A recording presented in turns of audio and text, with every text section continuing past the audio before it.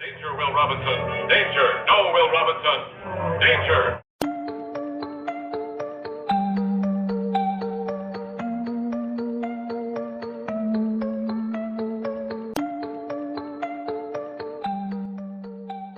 Project 2025 was released on April 21, 2023. By the time Biden left office, dozens of concerned U.S. citizens started reading the document and sharing their concerns on broadcast television, social media, and via word of mouth. Remember the people who defended it and told you that you were overreacting, or the system has guardrails. Remember the folks who cheered it on. You probably thought they were dumb or checked out. Maybe you gave them grace and figured they would come around after seeing some of the real-life implications of the new regime. The truth is, much like everything else that people do in our society, people are either being uninformed, as in they don't know any better, or they are intentionally being evil. Think about every time you have made a mistake in your life. Think about the time you ate a grape before paying in the produce section. Every time you cut in line or didn't come to a full stop at a stop sign. How about the time you parked illegally because you were just going to be a few minutes, or intentionally drove 9 miles over the speed limit because you knew you could afford that ticket if you got caught? We humans are sometimes guilty of doing little things that we know we shouldn't do. We figure we can live with the consequences, even when someone else may experience a loss due to our selfish behavior. Sometimes we are willing to throw all the training and knowledge we have acquired in life out the window and trample anyone that gets in our way. Going forward, I'll be referring to this behavior as going MAGA.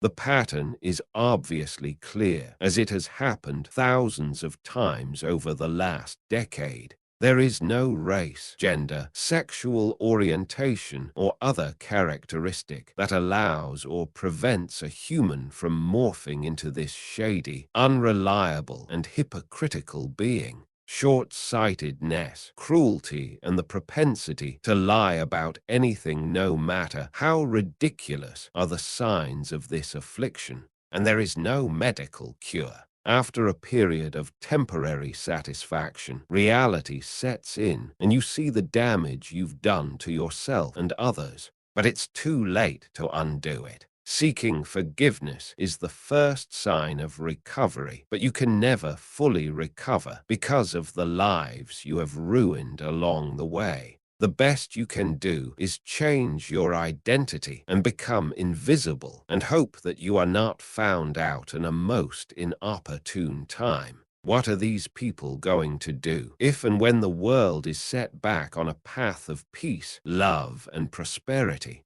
Sometimes we walk straight into a bad situation with no intention of running afoul of the rules, and we are penalized anyway. Illness or other natural catastrophes can throw us off track. This is all part of living in a civilized society with other humans. But sometimes there is more to it than that. One of the early videos that popularized the FAFO societal teaching tool was a video by Roger Scare at his dry erase board explaining in scientific terms how FAFO works.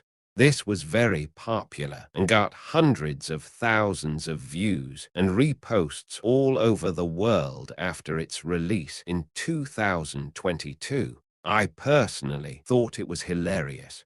Like many of you, I laughed at the otherwise intelligent but flawed people having to come face to face with the fact that their greed and ego led them to support someone or something that they knew was only going to use them and discard them as soon as they were no longer of use. I recently watched a video made by Resistor Vic that was made a year ago that made me stop laughing. The Supreme Court is hearing a birthright citizenship case today that amounts to political theater. This should remind us all that Project 2025 is still underway. The Supreme Have a Court gave us the listen. Dred Scott decision, in which they said that citizenship is for white Americans only.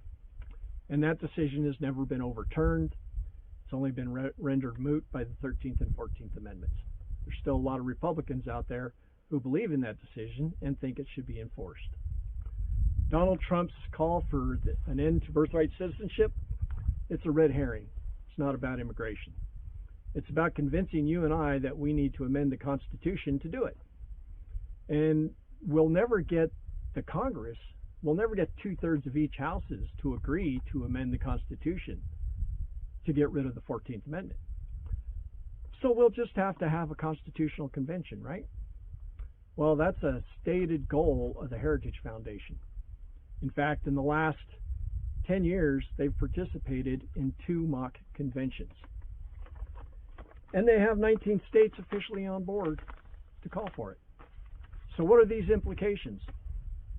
Think about Donald Trump's famous Bible. It's got the Declaration of Independence and the Constitution in it, with a little quirk. It doesn't have the 11 through 27 amendments of the Constitution, which means it doesn't have the 13th and 14th Amendments, which means it doesn't have recognition of a woman's right to vote. It doesn't have presidential term limits. It doesn't have direct election of our senators. And it doesn't have several other things too. If they succeed in calling for a constitutional convention, the Republicans will severely outnumber the Democrats. And the Democrats won't be able to stop anything. The Christian nationalist agenda will be on the table. In the mock conventions that I told you they've already participated in, this is just some of the things that they've done in those conventions. They changed the Constitution so the Supreme Court will always have 9 and only 9 justices. They changed the tax law so that rich people won't have to pay any taxes. They did away with the federal government's ability to regulate commerce.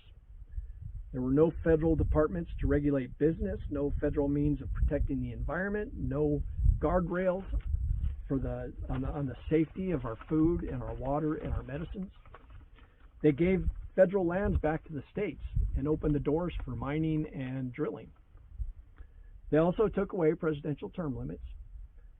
They changed how we elect our president, and they imposed term limits on Congress and took away our ability to directly elect our senators. Those are just some of the things they did. The birthright citizenship call is a means to realize their dream of a Christo-fascist nation in which only white people have any rights. This is why all of you who choose no party or a minor third party like the Greens, for now, you need to set all of that aside. There are 2 major parties in America, and they are not the same. Now is not the time to be neutral or to rebel against both parties, because they are not the same. One of them wants to radically transform our government so that it only cares and serves the rich and the white. The other one is the opposition. Join the Democratic Party, because there is no middle ground. There's only the alternative. Reach out to your Congress members today or the next F around and find out moment may be for us all.